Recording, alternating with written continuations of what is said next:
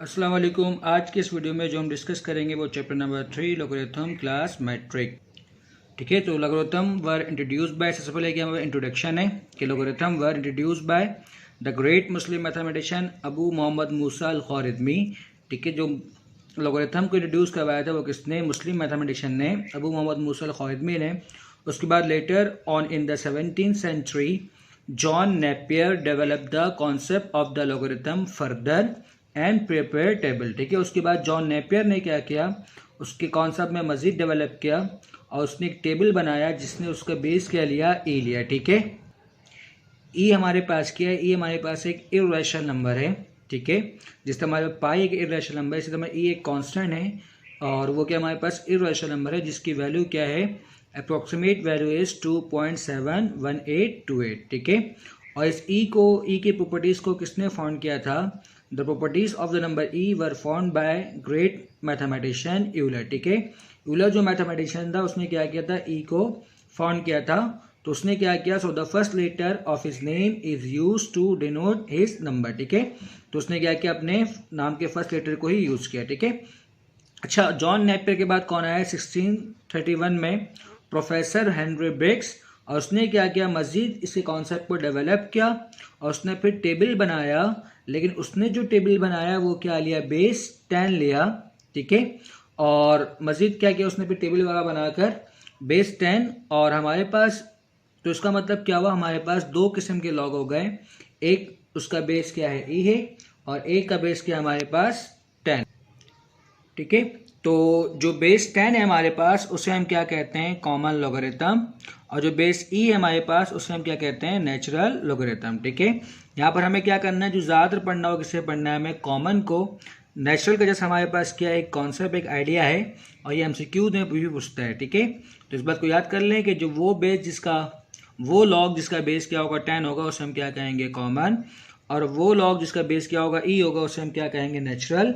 और natural logarithm को हम ln से भी रिप्रेजेंट करते हैं। ठीक है, नेक्स्ट हमारे पास क्या है? साइंटिफिक नोटेशन और ऑर्डिनरी फॉर्म। ये साइंटिफिक नोटेशन और ऑर्डिनरी फॉर्म क्या है कि हम जानते हैं, हम जो रियल लाइफ में नंबर सिस्टम पढ़ते हैं वो क्या पढ़ते हैं? Decimal system. इसको लिखने के लिए हमारे पास दो फॉर्म है, एक को हम कहते हैं साइंटिफिक नोटेशन और एक को हम क्या कहते हैं? Ordinary form. ठीक है, तो हमारे पास ज़रूरत क्यों पेश आया साइंटिफिक नोटेशन बनाने के लिए? मैं समझता हूँ उसको अपने अंदाज में कि अगर आप साइंटिफिक नोटेशन से पहले आ जाओ, अगर आपको लिखना होता मास ऑफ अर्थ, तो हम जानते हैं 6 के बाद 24 टाइम्स क्या होता है? 0 होता है। ठीक है, तो इसको लिखने के लिए बोलना तो बहुत आसान है, 6 के बाद 24 टाइम्स 0। अगर इसे आप लिखने में सोचोगे तो 6 के बाद 24 टाइम्स 0 लिखने में, अगर आपने 19 टाइम्स तक 0 लिख लिया और बीच में आपको तंग कर दिया, तो इसका मतलब क्या होता है? हम दोबारा भूल जाएंगे, क्योंकि हमें बहुत मोहतात होकर लिखना पड़ेगा। जो हम जाने जितनी बड़ी वैल्यू है उतनी बड़ी वैल्यू में जीरो की अहमियत भी उतनी ही ज़्यादा है, क्योंकि एक वैल्यू से, एक जीरो से हम जानते हैं करोड़ से वो लाख से वो हज़ार में आ जाएगा, करोड़ से वो लाख में आ जाएगा। ठीक है, तो एक जीरो कम आने से बहुत बड़ा फ़र्क पड़ जाता है, इसलिए जब कभी भी हम लिखते हैं तो बहुत मोहतात होकर, और वो स्पेस भी ज़्यादा रहता है। ठीक है, तो एक मुश्किल काम था ऑर्डिनरी फॉर्म को लिखना बड़ी वैल्यू के लिए और स्मॉल वैल्यू के लिए। तो इसको देखते हुए साइंटिस्ट ने क्या किया? एक नोटेशन बनाया, एक नंबर बनाया, जिसको नाम क्या दिया? Scientific notation. और साइंटिफिक नोटेशन हमारे पास क्या होता है? अच्छा, साइंटिफिक नोटेशन तो हो गया, तो फिर ऑर्डिनरी फॉर्म क्या आ रहा है हमारे पास? कि हम जानते हैं अगर हमारे पास क्लास में एक अली हो तो कोई इशू नहीं होता। जब मैं अली कहूँगा इसका मतलब क्या होगा? वो ही समझेगा सर मैं उसको पुकार रहे हैं। लेकिन क्लास में अगर दो अली आ जाए तब कंफ्यूजन है कि वो दोनों परेशान होगा, सर मुझे कह रहे हैं या फिर इससे कह रहे हैं। ठीक है, तो यहाँ पर हमें क्या करना पड़ेगा? दोनों के लिए अलग अलग कुछ एक टैग करना पड़ेगा। तो इसलिए हमारे पास जब तक कोई ये साइंटिफिक नोटेशन नहीं था तो सिंपल हमारे पास क्या था? Just decimal system. लेकिन जब लिखने के दो तरीके आ गए तो एक को तो हमने क्या कह दिया? साइंटिफिक नोटेशन, तो दूसरे को क्या कह दिया इसने? Ordinary form. ठीक है, अब हमें क्या करना है? साइंटिफिक नोटेशन को डिस्कस करना है। तो साइंटिफिक नोटेशन हमारे पास क्या होता है? हमारे पास एक नंबर यहाँ पर, जिसमें यहाँ पर लिखा है कि मल्टीप्लाई 10 की पावर, और हमारे पास क्या होता है यहाँ पर? एक नेचुरल नंबर, या फिर हमारे पास क्या होगा यहाँ पर? इंटीजर्स। ठीक है, अच्छा, तो इंटीजर्स के हमारे पास क्या होगा इस बार उसमें बहुत ध्यान से, सबसे पहले मल्टीप्लाई से पहले यहाँ पर जो नंबर होगा वो हमेशा 1 to 9 होगा। ना तो 1 से छोटी वैल्यू को हम लिखेंगे, ना तो हम 9 से ग्रेटर वैल्यू को लिखेंगे। ठीक है, 0.5 भी साइंटिफिक नोटेशन नहीं है। इस बात का आपको ख्याल रखना है, ठीक है। ना ही 15.5 भी साइंटिफिक नोटेशन नहीं है। जब कभी भी आप पॉइंट को लिखोगे तो लाजमी एक डिजिट के बाद लिखोगे और वो डिजिट आपका क्या होगा 1 to 9, ठीक है। फिर एक्सपोनेंट 10 की पावर या तो पॉजिटिव होगा या फिर क्या होगा नेगेटिव होगा, तो उसे हम क्या कहेंगे इंटीजर्स आप कह दो, ठीक है। तो किस तरह हम कन्वर्ट करेंगे इसका रूल सुन लो सबसे पहले कि अगर आप पॉइंट को राइट टू लेफ्ट मूव करवाओगे तो पावर हम क्या लेंगे पॉजिटिव लेंगे।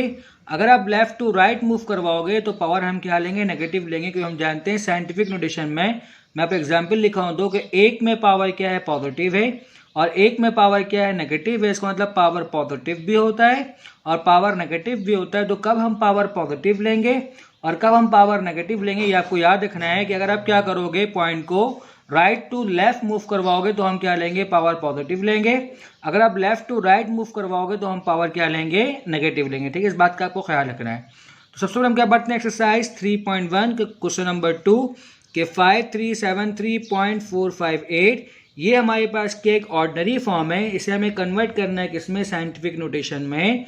तो हम जानते हैं साइंटिफिक नोटेशन में कन्वर्ट करने के लिए अपने पॉइंट को कहां पर लाएंगे 5 के बाद, यानी कि एक डिजिट के बाद, ठीक है। तो हम क्या करेंगे अपने पॉइंट को राइट टू लेफ्ट मूव करवाएंगे, डन है।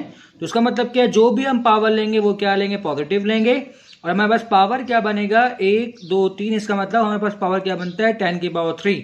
तो हमने क्या लिखा 5.3734 एक्सपोनेंट 10 की पावर 3। सिमिलरली हमारे पास क्वेश्चन नंबर 7 क्या है कि 8 9 और 9 के बाद हमारे पास 5 टाइम्स 0 है।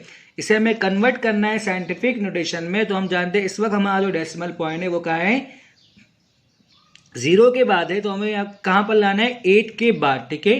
तो हम कितने डेसिमल नंबर आगे आएंगे 1 2 3 4 5 6। इसका मतलब जो पावर बनेगा वो क्या बनेगा 6 और हम पॉइंट को राइट टू लेफ्ट मूव करवाएंगे तो उसका मतलब क्या हम पावर क्या लेंगे पॉजिटिव, ठीक है। तो उसका मतलब क्या है 8.9 एक्सपोनेंट 10 की पावर 6, डन है।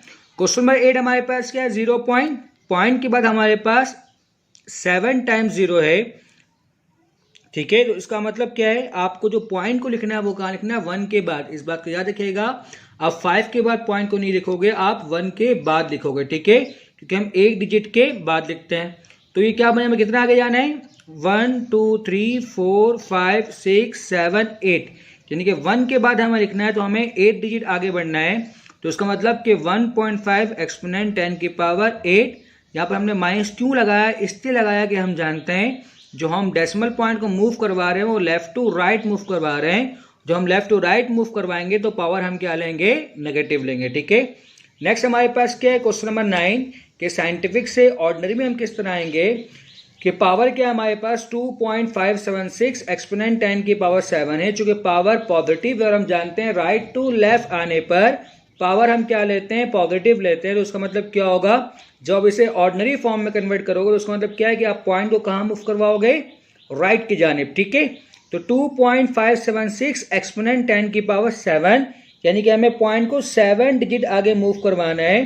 तो 3 डिजिट तो हमारे पास क्या बनेगा 576, बाकी 4 डिजिट हम क्या लेंगे जितने डिजिट कम पड़ रहे होंगे इतने डिजिट हम क्या लेंगे 0। इसका मतलब 576 3 हो गए और 3 को हम क्या करेंगे 4 टाइम्स 0 लिख देंगे, ठीक है। तो ये हमारा कन्वर्ट हो जाएगा किसमें ऑर्डिनरी फॉर्म में। सिमिलरली 1.3 एक्सपोनेंट 10 की पावर -9। अब हमारे पास क्या है पावर नेगेटिव है और हम जानते हैं लेफ्ट टू राइट आने पर पावर हम क्या लेते हैं नेगेटिव लेते हैं। तो इसका मतलब क्या होगा जब इसे हम ऑर्डिनरी फॉर्म में कन्वर्ट करेंगे तो हम पॉइंट को कहां मूव करवाएंगे लेफ्ट साइड पर, ठीक है। तो कितना मूव करवाना है 9 डिजिट, तो एक डिजिट तो हमारे पास 1 है, बाकी 8 टाइम्स हम क्या लिखेंगे यहाँ पर 0, तो 1 और 8 टाइम्स 0 लिखने के बाद हम क्या लगाएंगे पॉइंट। तो पॉइंट से पहले आप 0 लिखो या ना लिखो कोई फर्क नहीं पड़ता, क्योंकि अंडरस्टूड पॉइंट से पहले क्या होता है 0, इस तरह कन्वर्ट होता है किसमें आपके पास ऑर्डिनरी फॉर्म में। नेक्स्ट दूसरा क्वेश्चन नंबर 13 है वो क्या है कि 3500 किलोमीटर। सबसे पहले आपको क्या बोल रहा है कि इसे आप कन्वर्ट करो सेंटीमीटर में और सेंटीमीटर में कन्वर्ट करने के बाद आपको क्या करना है इसको कन्वर्ट करना है साइंटिफिक नोटेशन में। तो हम जानते हैं किलो मीन्स क्या होता है 1000 और मीटर मीन्स क्या होता है 100 सेंटीमीटर। जब तीनों को आप मल्टीप्लाई करवाते हो तो आपके पास क्या बनेगा 35 के बाद आपके पास 7 टाइम्स 0 है, ठीक है। इसका मतलब इस वक्त आपका डेसिमल पॉइंट यहाँ पर है, आपको डेसिमल पॉइंट कहाँ पर लाना है 3 के बाद लाना है। तो हम क्या लिखेंगे सॉरी यहाँ पर 3.5 डन। एक्सपोनेंट 1 2 3 4 5 6 7 8, ठीक है।